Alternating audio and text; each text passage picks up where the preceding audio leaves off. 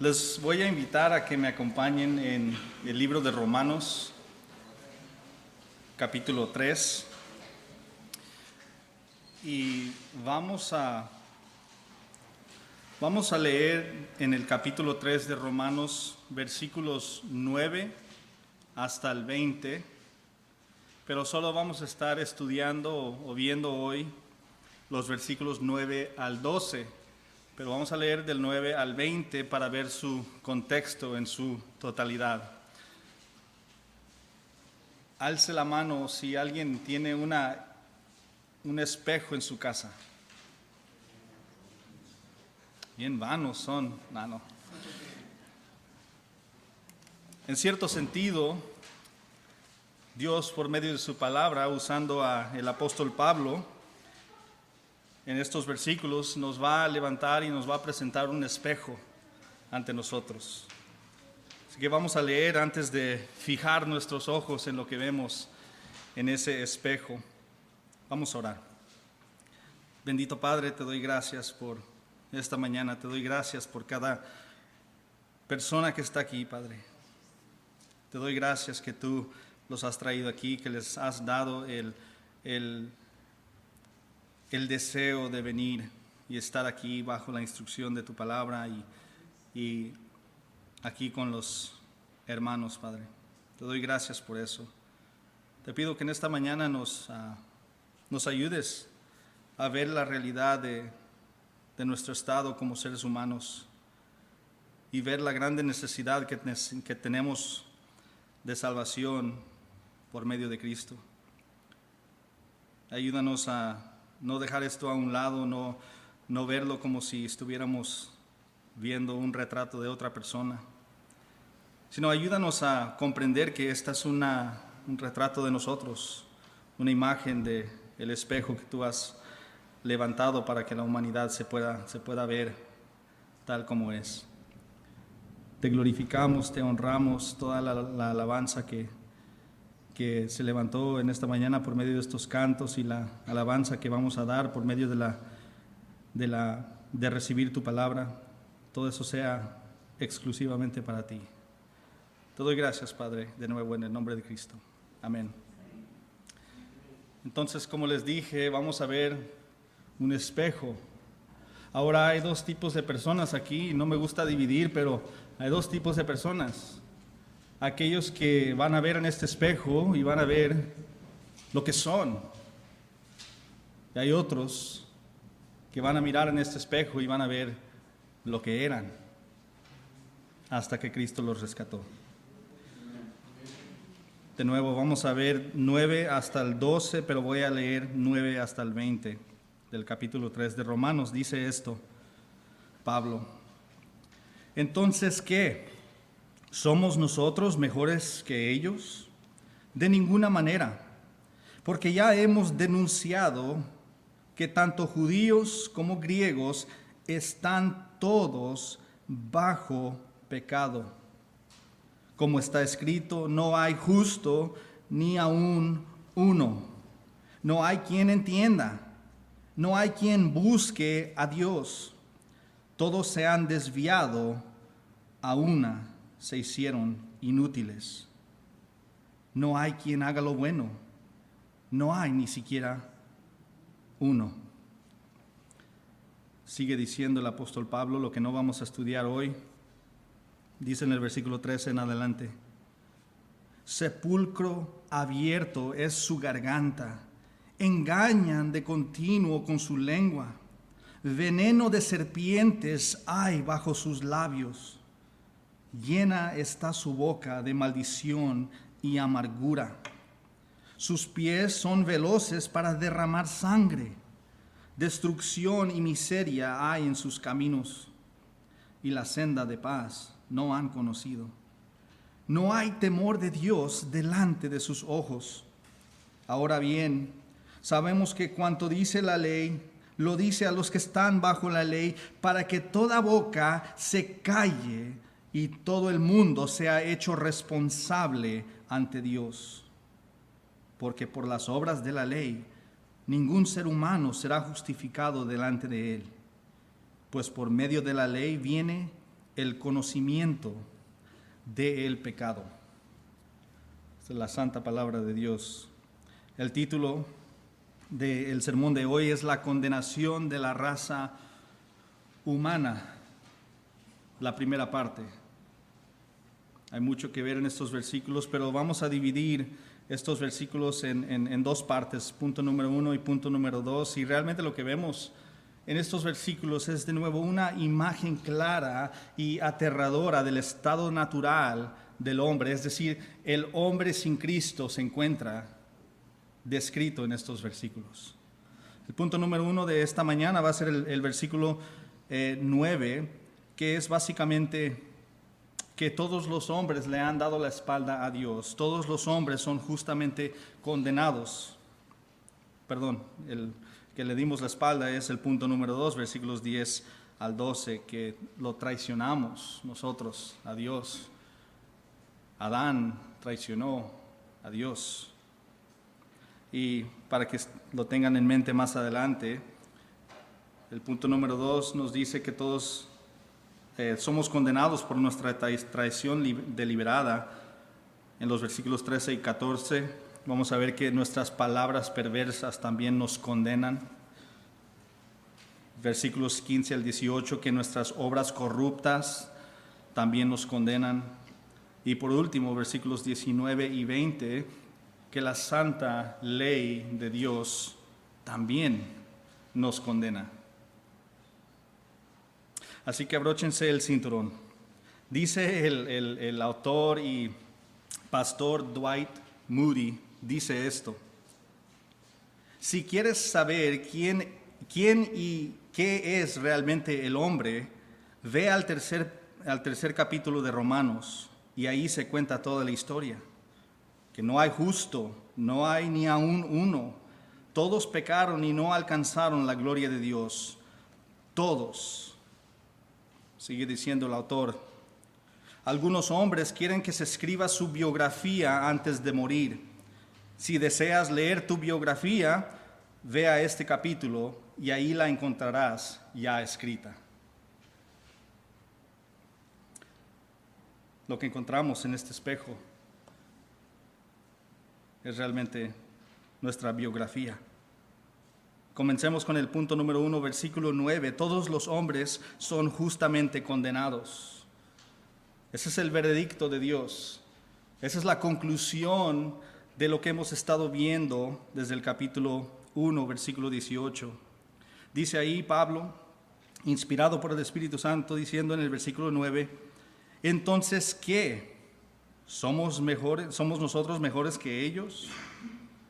De ninguna manera, porque ya hemos denunciado que tanto judíos como griegos están todos bajo pecado. Ahora, para que no se atoren, porque creo que muchos tienen la pregunta, ¿somos mejores que ellos? ¿Quiénes somos nosotros? ¿No? ¿Quiénes somos? Porque Pablo se incluye. Pues hay debate, pero yo pienso que está hablando a los judíos, porque acaba de hablar con ellos desde el versículo 1, y ahora está diciendo, entonces nosotros judíos, yo Pablo siendo del linaje de Israel, junto con ustedes, nosotros somos mejores que aquellos griegos, que aquellos gentiles. De ninguna manera, dice. De nuevo, hay varias interpretaciones. Usted no me voy a quedar estancado ahí. Les recomiendo que tampoco se queden estancados en quiénes los somos en este versículo. Lo más importante es que dice, ya hemos denunciado tanto a judíos como a griegos, que están todos bajo pecado. Ese es el punto, ese es el enfoque de Pablo. Y en este versículo encontramos lo que podemos llamar la universalidad de la caída y de la condenación del hombre. Es decir, el alcance, la amplitud y la profundidad de la corrupción del ser humano. ¿Hasta dónde llega esta maldad en nosotros? Impregna todo desde el interior. No sé si alguna vez te has preguntado, ¿por qué hay tanta maldad en el mundo? ¿Por qué hay tanto sufrimiento? ¿Por qué hay tanta injusticia? Pues estamos viendo. Estamos viendo en estos versículos la respuesta, y la respuesta es que la razón por la cual hay tanto desastre, hay tanta guerra, hay tanto pleito, hay tanto egoísmo en el mundo es por el pecado que reside en nosotros, en los seres humanos. Dice ahí Pablo que toda la raza humana, todos están bajo pecado. Y lo dice de esta manera, dice tanto judíos como griegos. Pero tú dices, es que bueno, yo soy mexicano, yo no estoy bajo pecado. O yo soy estadounidense, no estoy bajo pecado. Esta expresión que Pablo usa, tanto judíos como griegos, básicamente significa que todo el mundo, la raza humana entera, todos están bajo pecados. Y ahorita les voy a mostrar que esto es a lo que se refiere Pablo. La razón por la cual él usa este término, judíos y griegos, es porque de nuevo la mente judía clasificaba el mundo en dos categorías. O eras judío o eras no judío. Si no eras judío, pues eras gentil, eras griego, eras lo que sea, pero no eras judío.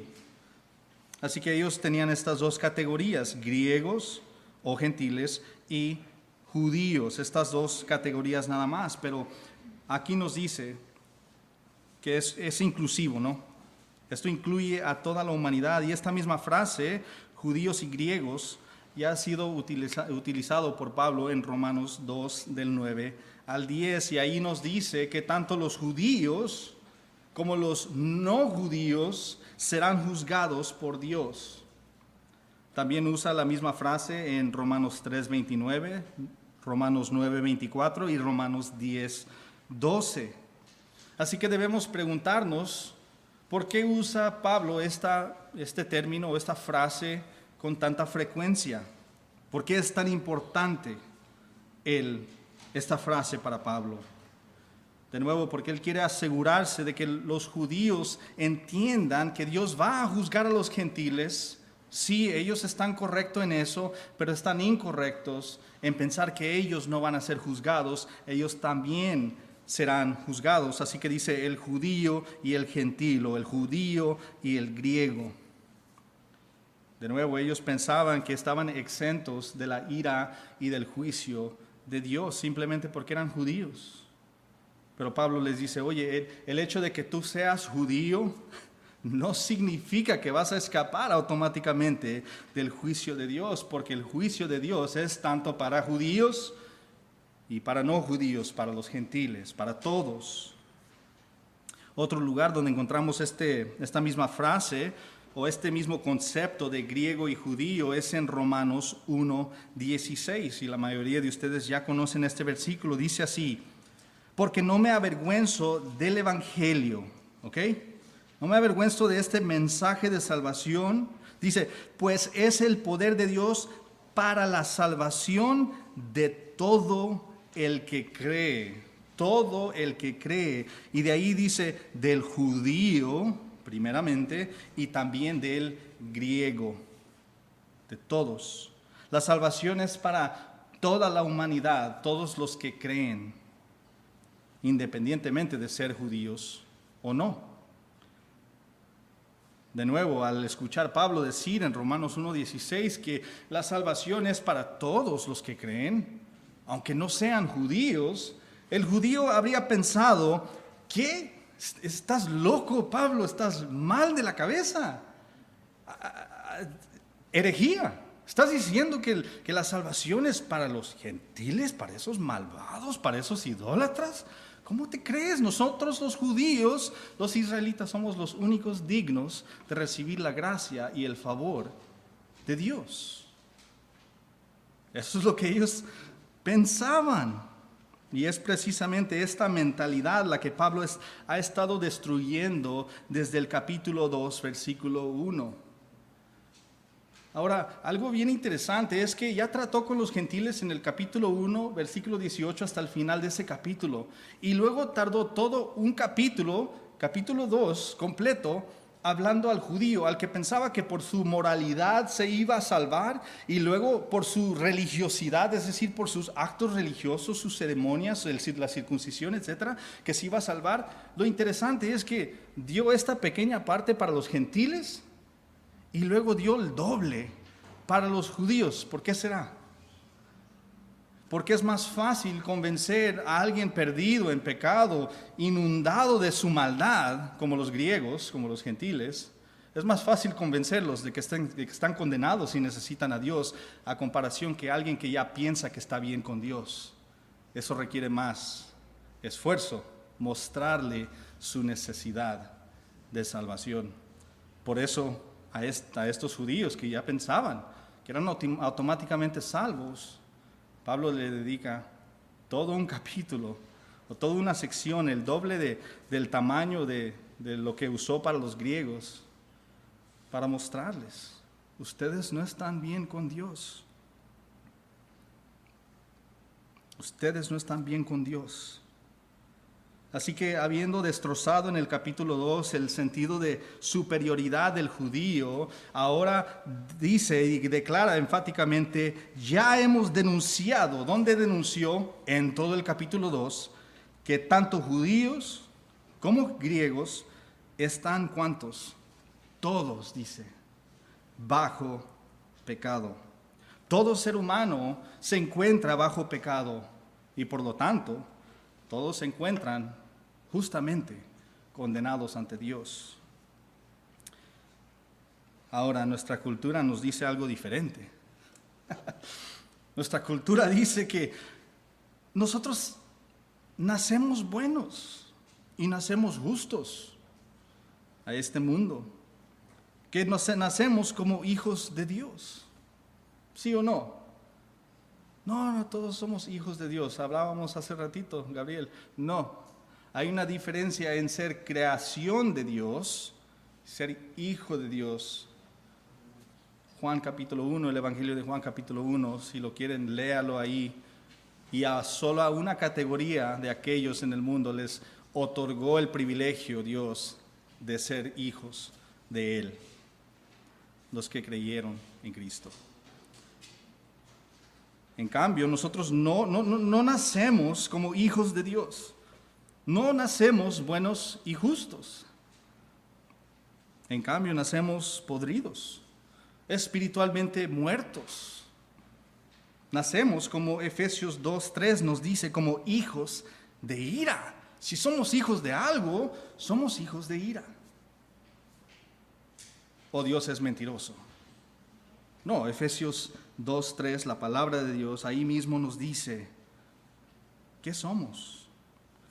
No somos sus hijos, somos hijos de ira, siguiendo la corriente del mundo, siguiendo la corriente de Satanás. Podemos decir que todos los hombres nacen en este mundo a la semejanza de su padre, de Adán, a semejanza del primer pecador. Como veremos en los siguientes versículos, todos los hombres nacen rebeldes, desobedientes, egoístas, listos para matar y maldecir. Y esto es porque nosotros vemos que el hombre nace bajo pecado. Significa que estamos bajo el poder del pecado, bajo la influencia y la autoridad del pecado. Somos, como Pablo nos dice en Romanos 6:17, esclavos del pecado. Tenemos un Señor, pero no es Dios, no es Cristo. Por naturaleza, nuestro Señor es el pecado, nuestro amo, al quien le pertenecemos o a que le pertenecemos es al pecado, según Romanos 6:17. De nuevo, el mundo nos dice que nacemos buenos y que con el tiempo nos vamos ensuciando y nos vamos corrompiendo poco a poco, pero la Biblia dice algo diferente. Nos dice que esa es una falsedad. Nosotros no somos buenas personas que se vuelven malas. Somos malas personas que se vuelven peores. ¿Por qué? por ese ADN corrompido y pecaminoso de Adán que corre por las venas de cada uno de los seres humanos. Por eso, y eso es lo que Pablo nos está diciendo aquí, que todos estamos bajo pecado, por naturaleza y desde nacimiento. Ahora, si alguien no me cree, no creen que todos nacemos pecaminosamente caídos. Escuchen lo que el rey David dice en Salmo 51:5. Dice: yo nací en iniquidad y en pecado me concebió mi madre. ¿Qué está reconociendo David aquí?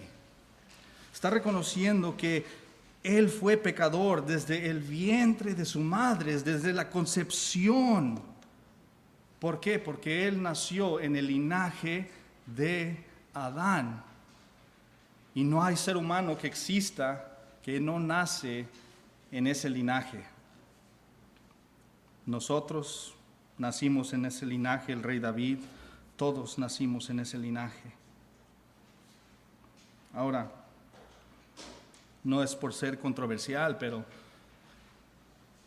yo evangelizo a mis niños, porque he encontrado que la Biblia me dice que mis niños son pecadores. Ellos están bajo pecado. Ellos tienen la misma ADN que Adán en sus venas. Sí. Tienen el mismo corazón de piedra en ellos. Sí. Por lo tanto, yo les comparto el evangelio. Yo les demuestro y trato de demostrarles su pecaminosidad. No agarro eso y lo escondo y digo, no, es que son angelitos, no saben lo que están haciendo, es que son pequeños, más adelante. No, me dice la Biblia que mi hijo y mi hija no nacen como angelitos. Tal vez se miran como angelitos, se miran bien preciosos, sí, pero han nacido un pecador. Por lo tanto, necesitamos nosotros con nuestros pequeños, si tenemos primos y sobrinos o lo que sea a nuestro alrededor, oye, evangelízalos, no digan, no, es que ellos no entienden. Eso es una excusa, porque tememos compartir el evangelio. No lo hagan. Sin importar la edad de la persona, necesitamos empezar a evangelizarlos. No pensar que ellos nacen a este mundo salvos.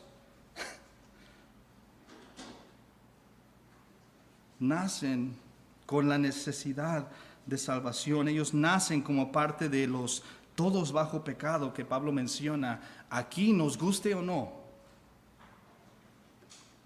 Punto número 2, versículos 10 al 12. La traición voluntaria del hombre lo condena.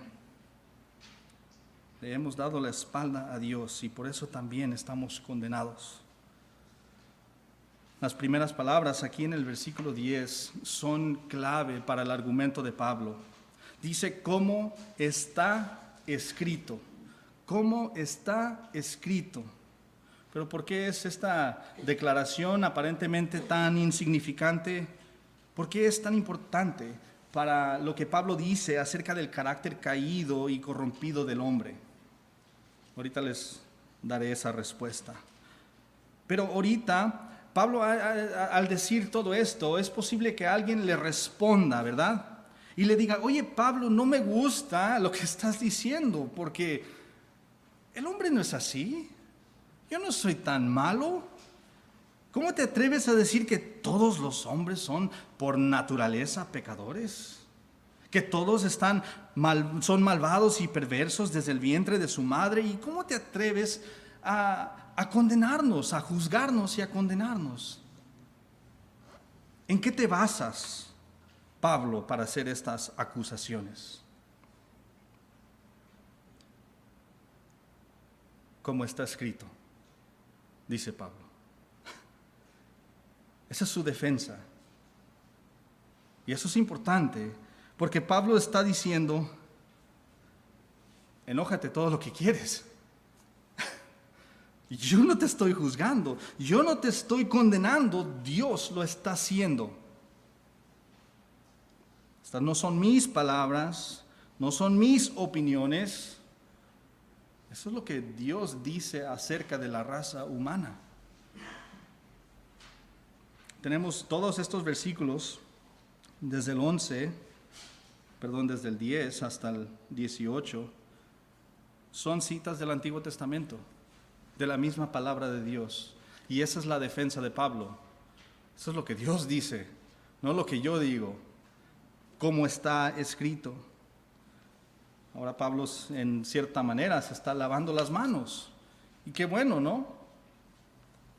Él deja en claro que esta es una descripción de Dios, del hombre, no de Pablo, del hombre.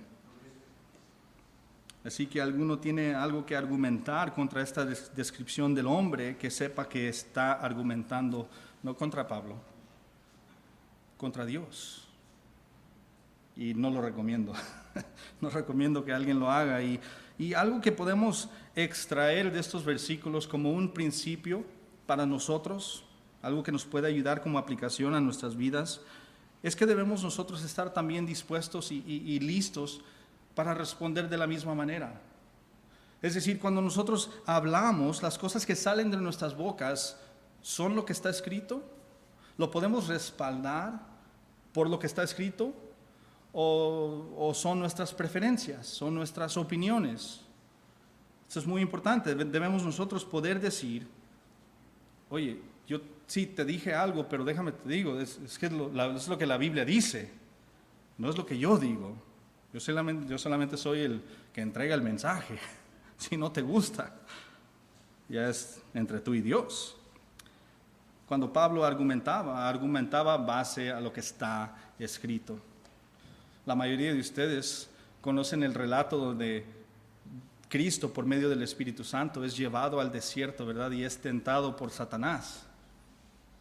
Y él responde 4 veces diciendo, escrito está, escrito está, escrito está. Qué interesante. Tenemos este mismo patrón en Pablo, en Jesús, y tú y yo seremos sabios al seguir este mismo patrón. A no decir, no, es que yo pienso. No, pues es que está escrito. Eso es lo que dice la palabra de Dios. Es mejor para todos, para nosotros. De nuevo, uno se lava las manos. Qué mejor, ¿no? De decir, no te gusta, pues habla con Dios. No te gusta, pues no vengas a pedrar a mí, si yo no lo dije. Bien, volviendo a nuestro texto.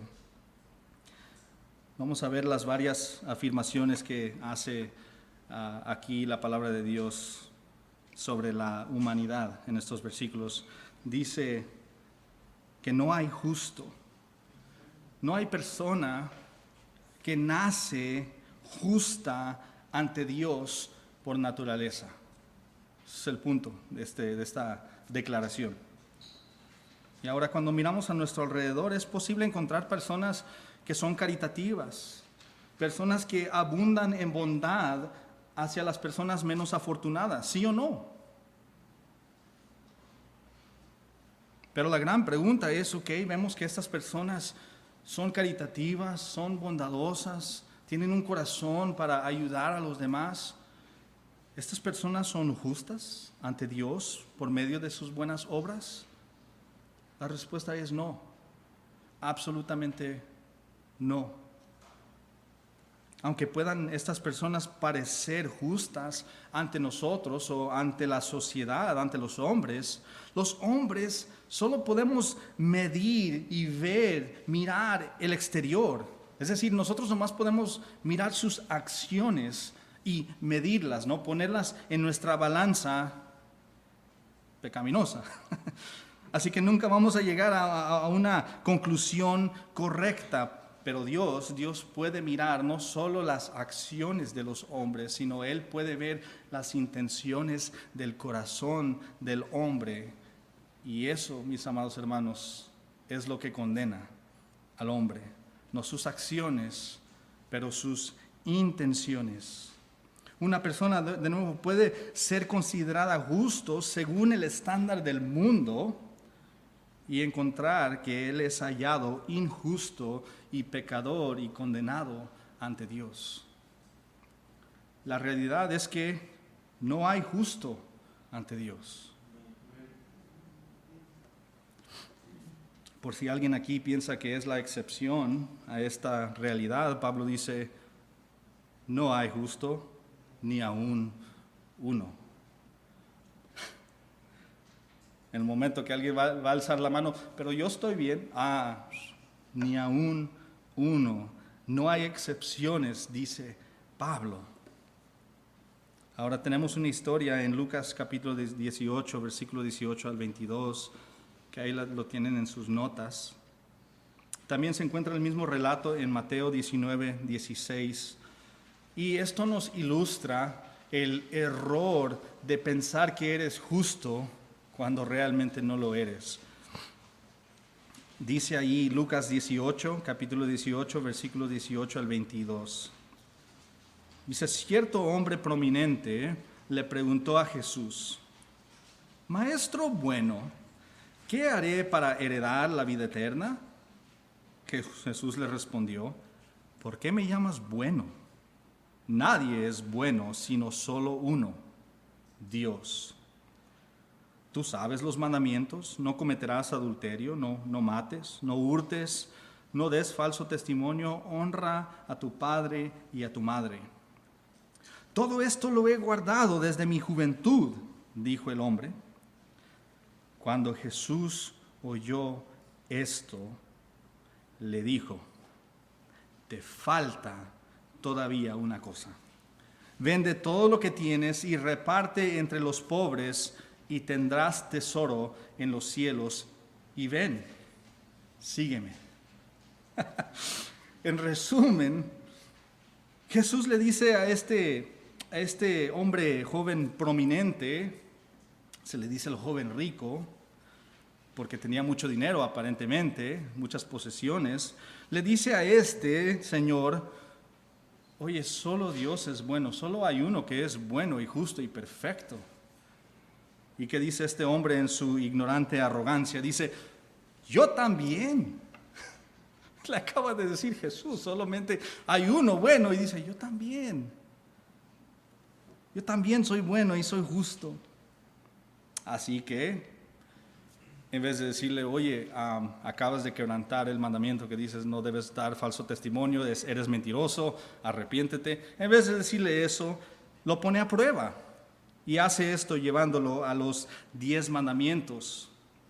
Así que, de nuevo, el joven insiste que había guardado perfectamente e impecablemente todos los mandamientos, del 1 al 10, desde su juventud. Es decir, los judíos cuando cumplen creo que 13 años de edad, se hace lo que se le llama un bar mitzvah, que significa hijo de la ley. Es decir, en ese momento, ya tú, mijito, de 13 años de edad, ya tú estás responsable ante Dios. Tú ahora ya no estás bajo la cobertura de tus padres, ya cumpliste la edad, ahora tú eres hijo de la ley, tú estás bajo la ley, responsable a Dios por medio de la ley. Así que por eso dice, desde mi juventud, está hablando de su bar mitzvah, desde mi bar mitzvah he guardado todos los mandamientos del 1 al 10 perfectamente, sin faltar en un punto en todo ese tiempo. Entonces, para mostrarle que no era tan justo como pensaba, Jesús lo confronta y le muestra su ceguera y le muestra un pecado oculto que tenía este joven prominente, su pecado de idolatría. El joven tenía una apariencia externa, ¿no? Toda la gente lo veía y decía, oh, qué hombre tan justo.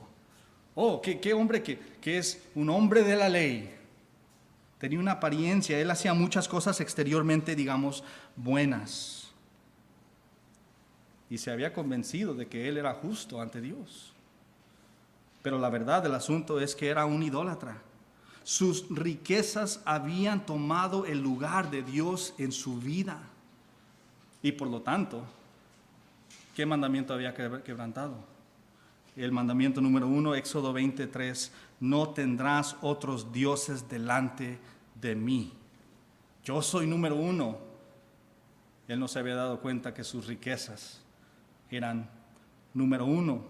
Él pensaba que era justo ante Dios, pero Jesús le demuestra que no hay justo ni aún uno, ni aún nosotros, nadie.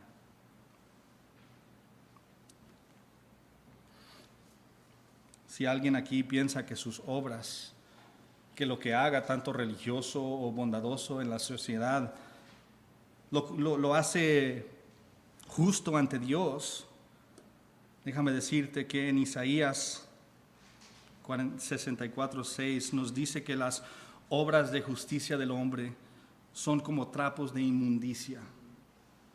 No me tengo que profundizar a explicar qué significa eso, pero podemos decir que la justicia del hombre podrá llegar, que el hombre podrá llegar a obtener por medio de sus propios méritos, sus propias obras, es en el mejor de los casos basura.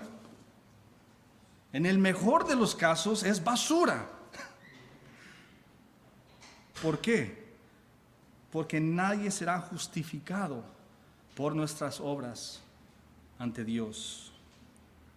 Y no solo no hay justo, dice ahí que tampoco hay quien entienda. No hay quien entienda. Es decir, no hay persona sabia.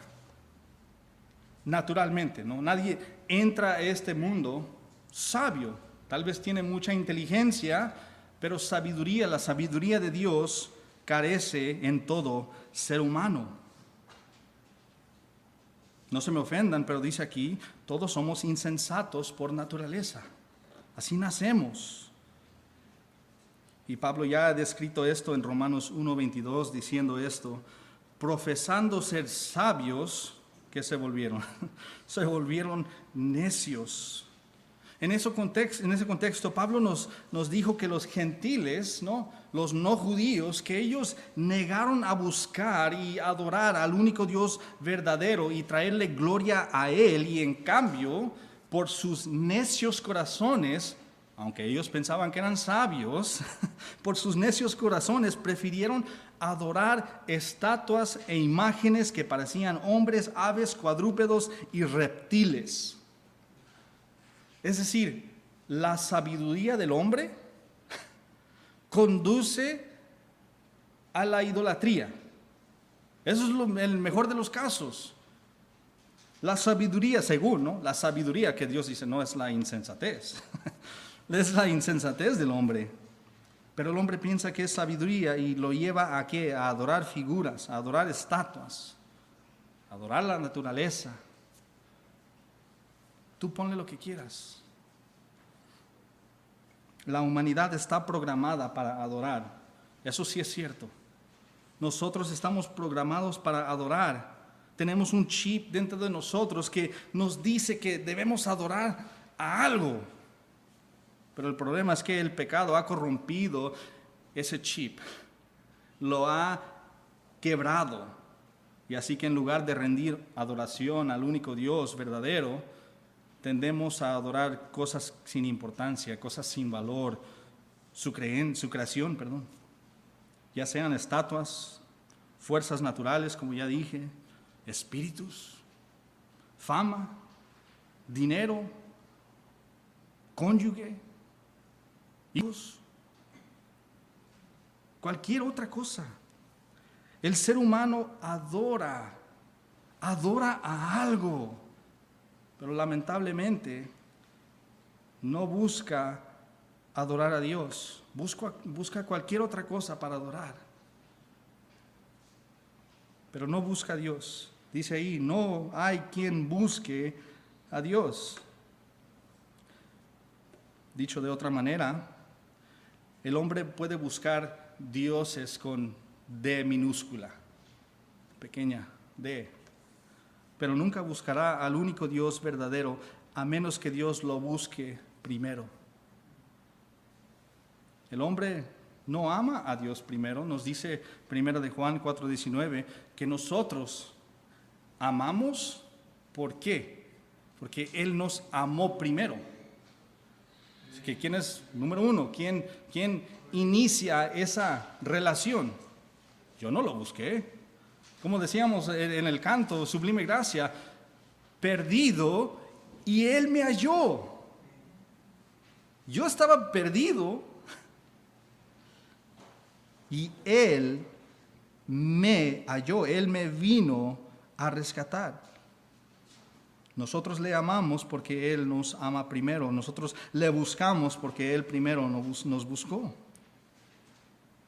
¿Por qué no le buscamos? Porque nacemos espiritualmente muertos. Pero nos dice esto que es tan bello en Efesios capítulo 2, versículos 4 al 5. Dice esto: pero Dios, ¿ok? Dios intervino, es lo que dice ahí. Dios intervino, pero Dios, que es rico en misericordia, por causa del gran amor con que nos amó, aun cuando estábamos muertos en nuestros delitos, nos dio vida juntamente con Cristo. Por gracia ustedes han sido salvados. Él nos buscó, porque no hay uno que busque a Dios. Él nos busca, y gracias a Dios que Él nos persiguió, que nosotros andábamos en camino a Damasco odiando a Dios, y Él vino y nos tumbó del caballo y nos rescató de nuestra maldad y de la condenación que merecemos por medio de Cristo. Luego Pablo dice: todos se han desviado. Todos se han desviado. Cuando vamos a Ensenada, no sé si ya terminaron la construcción ahí en la Revolución, o no sé cómo se llama esa calle principal que te lleva hacia la Bufadora. Pero no, hombre, hay un camino en el que debes estar, ¿verdad? Pero debido a la construcción, te tienes que ir por otro camino. ¿Sigues en el mismo camino? No. Te has desviado. Es una desviación, así le llaman, ¿no? Una desviación, ese es el camino correcto, pero te vamos a desviar. Es lo que Pablo está diciendo aquí de los seres humanos. Aquí hay un camino correcto en el que debemos estar, en el que Adán y Eva debían estar, pero decidieron traicionar a Dios. Decidieron desviarse de su plan, de su propósito, de su bendición. Todos le hemos dado la espalda. Todos hemos elegido el camino de Adán y el camino de Caín, que es el camino del pecado. Ahora el catecismo menor de Westminster, que no crean que estoy de acuerdo con todo lo que dice, pero es un catecismo protestante. Ahí en ese catecismo encontramos una pregunta muy importante, y es la pregunta número 1 en el catecismo. Dice: ¿cuál es el fin principal del hombre? ¿Cuál es el fin principal del hombre? O dicho de otra manera, ¿cuál es el propósito principal del hombre en esta vida? ¿Para qué fuimos creados? La respuesta es: el fin principal del hombre es de glorificar a Dios y gozar de Él para siempre. Correctamente declara que nosotros, los seres humanos, fuimos creados con el propósito de, uno, glorificar a nuestro Creador. No robar gloria de Él, sino, como nos dice nuestro Señor Jesús, que las personas vean nuestras buenas obras y que Dios reciba, nuestro Padre reciba gloria por medio de nuestras acciones, ¿verdad? Y de gozar de Él, gozar y disfrutar de los beneficios de una comunión perfecta con nuestro Creador. Ese es el propósito del ser humano, ese es el plan original. Pero lamentablemente, los seres humanos preferimos desviarnos de ese propósito. En lugar de buscar traer gloria a Dios, ¿qué buscamos? Buscamos traer gloria a nosotros. En lugar de buscar la satisfacción en nuestro Creador, en una relación plena con Él y perfecta, buscamos esa satisfacción en el pecado. Todos nos hemos desviado. No hay uno que no se haya desviado. Y cuando nos desviamos del camino de Dios, de Él y de sus propósitos para nosotros, ese propósito de glorificarle y disfrutar de Él, nos volvemos, como dice ahí, inútiles. A una se hicieron inútiles. Es decir, todos se echaron a perder. Esta palabra, para describir nuestra inutilidad, literalmente significa algo que se ha echado a perder. La humanidad, la creación se ha echado a perder. Dios no la creó para esta decadencia, pero se volvió inútil, se echó a perder por medio de ¿qué? Por medio del pecado. Es como una manzana podrida o leche rancia. Ahora, el otro día estaba en mi cocina y estaba Ashley ahí también y vi que sacó una bolsa de pan. Yo sacó el pan y alcancé a ver y estaba hecho a perder. ¿Qué hizo con ese pan? Pues le caí mal y me preparó un sándwich. No es broma. No es broma, no. Lo echó a perder. Lo echó a la basura. Así como una manzana podrida o leche rancia se echa a la basura. Y no es por ser redundante o repetirme, pero ¿para qué sirve la leche que se echa a perder? Podemos ir al mejor pan de Tecate y comprarnos unos panecitos, unos cochinitos y tomarnos esa leche con ese pan.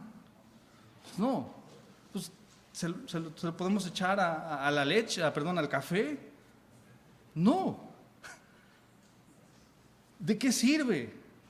No sirve para nada, es inútil, está en mal estado, no sirve, así que lo tiramos a la basura. ¿Y qué tal de las manzanas podridas? ¿Podemos hacer un puré de manzanas podridas? O tal vez preparar un famoso pie de manzana, ¿sí? Con manzanas podridas.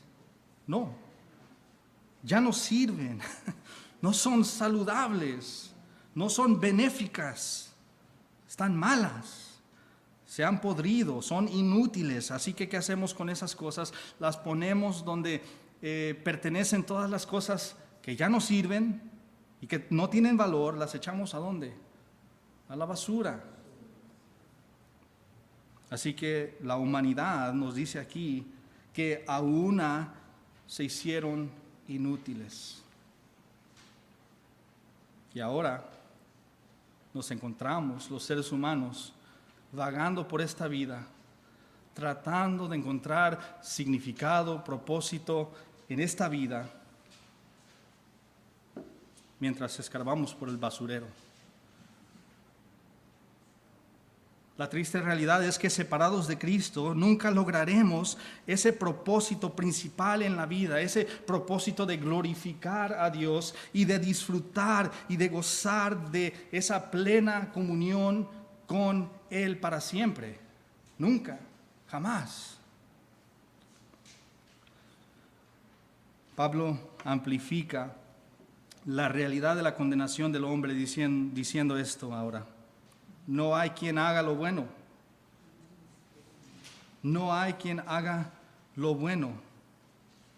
Es decir, no solo estamos en rebelión voluntaria contra Dios, nos hemos desviado, no solo eso, sino que nuestras vidas sin Cristo son una serie perpetua de malas decisiones, malas acciones, malas obras. Pecamos a la hora de desayunar. O tal vez soy yo nada más. Pecamos a la hora de comer, al lunch. Pecamos a la hora de cenar. Muy conveniente, viene automático. No hay quien haga lo bueno. En otras palabras, solo hay quien hacen lo malo. Pecamos todo el tiempo, es tan natural como respirar.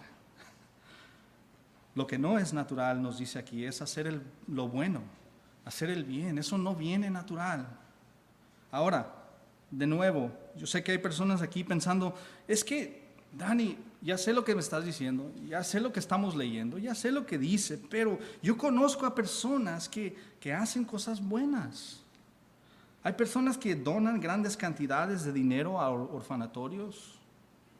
Hay gente que sirve en iglesias. Hay gente que da de comer a los hambrientos. Gente generosa y amable con los demás. Gente que realmente desea ver que este mundo sea un mundo mejor. ¿No son estas personas, no están haciendo bien estas personas ante Dios? La respuesta de nuevo es no. ¿Por qué? Estas obras no son buenas porque aunque parezcan externamente obras buenas, brotan de un corazón pecaminoso que contamina las obras. Ya sé que es difícil ver esta realidad de la humanidad. Déjame te pregunto, si tú tienes un huerto y lo riegas con agua contaminada, ¿qué va a suceder con ese producto, con lo que vaya creciendo? ¿Va a ser bueno para comer? Si riegas tu huerto con agua contaminada, todos los productos van a estar contaminados. Así que dado que la fuente de las obras de los seres humanos es un corazón corrupto, las obras que produce también son corruptas, contaminadas. Jesús lo expresó de esta manera en Lucas 6:43, porque no hay árbol bueno que produzca fruto malo, ni a la inversa, árbol malo que produzca fruto bueno. Nos está diciendo que la raíz, si la raíz está podrida, el fruto también estará podrido. Así que todo lo que no nace de un corazón que ama a Dios por medio de Cristo, o dicho de otra manera, todo lo que no se hace para la gloria de Dios, se hace para la gloria del hombre y por lo tanto no se puede considerar una buena obra ante Dios. Ante Dios. Lo que estamos viendo aquí, de nuevo les recuerdo, es cómo Dios ve a la humanidad. Lo que su palabra dice acerca de nuestro estado sin Cristo. Ningún hombre natural ha nacido bueno, justo, haciendo el bien. Todos nacemos de nuevo a la semejanza caída de Adán. No podemos hacer lo bueno. Lo malo sale natural. Lo vemos nomás, hay que ver las noticias. O sentarte en el parque. Ahí lo vas a ver todo. Y por segunda vez, si alguien piensa que es la excepción a esta realidad, Pablo dice otra vez, no hay ni siquiera uno.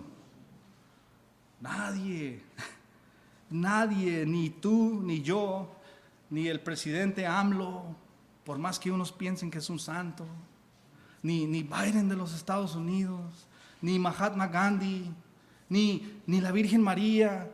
No hay uno, ni siquiera uno, que sea bueno, que haga lo correcto por naturaleza, que pueda complacer a Dios por medio de sus obras. No hay uno.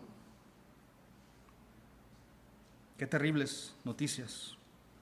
Pero hay una buena noticia.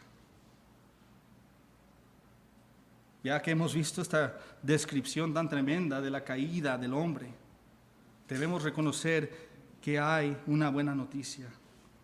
Aunque todos nos hemos desviado, todos nos hemos rebelado, somos desobedientes y nos encontramos, como dice ahí, bajo pecado, y todos nos encontramos justamente condenados, hay uno que nunca pecó. Hay uno que de un corazón puro y justo obedeció a Dios perfecta y voluntariamente. Su nombre es Jesús. Él es Dios en la carne. Él vivió, murió y resucitó para la gloria de Dios y para rescatar a los pecadores como nosotros.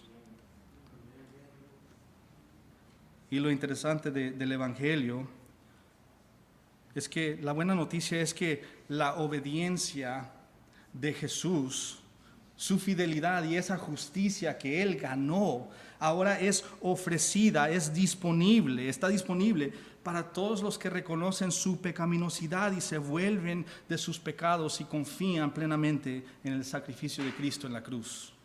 Se llama una doble imputación, se llama. Los pecados de nosotros son imputados o dados a la cuenta de Cristo y su justicia, su perfecta obediencia es imputada o depositada a nuestra cuenta. Lo único bueno que tenemos son los méritos de Cristo. Y eso es lo que ofrece el Evangelio. Hoy, si te has dado cuenta de tu miseria y de tu necesidad de salvación, necesitas arrepentirte de tus pecados, necesitas huir de tus pecados. Debes huir de tus pecados y dejar de huir de Dios.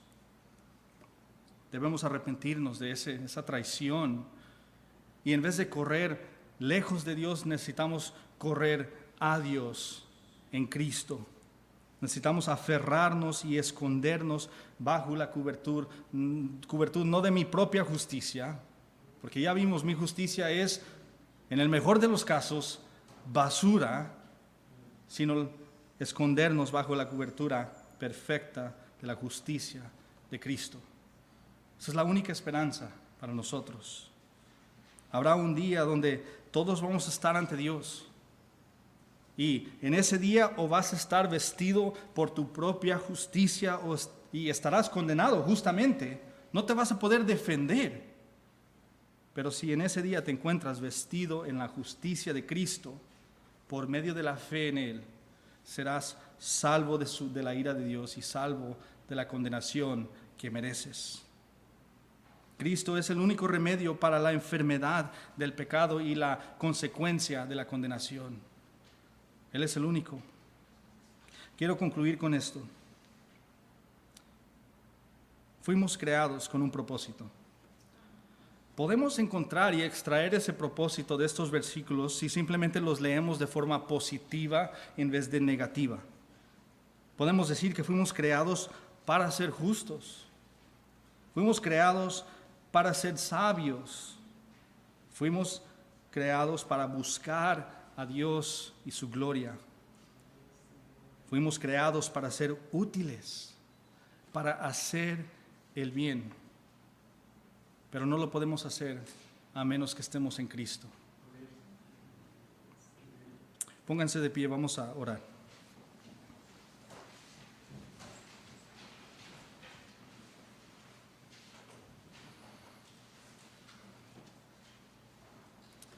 Bendito Padre, te damos gracias porque tú eres bueno, tú eres justo, tú eres perfecto. Y tus juicios son perfectos. Si tú, Padre, has determinado que ante ti no hay justos, que todos están necesitados de salvación, sabemos que eso es correcto. Ayúdanos en esta mañana a reconocer si no hemos creído en Cristo, que necesitamos para quitarnos esa justa condenación sobre nosotros. Ayúdanos a los que estamos aquí a recordar, Padre, de ese pozo de maldad de donde nos has sacado. Ayúdanos a regocijarnos al saber que aunque no somos perfectos y nunca lo seremos hasta que estemos ahí en la gloria, que aún ahorita ya nos has dado ese nuevo corazón que te quiere complacer, que te quiere amar, que ahora te busca. Ayúdanos a regocijarnos en eso, Padre, reconociendo que estamos viendo el testimonio de cada uno de nosotros. No hay bueno, Padre, solo tú eres bueno. Y anhelamos que tú estés con nosotros, que tú nos ayudes a vivir cada día para ti y para tu gloria. Ayúdanos, Padre, en esta semana a hacer eso, a no salir y jactarnos y buscar gloria para nosotros, sino para que todo lo que hagamos sea para que tú recibas la gloria, la honra y la alabanza, los aplausos de los hombres. Te damos gracias, Padre, en el nombre de Cristo. Amén.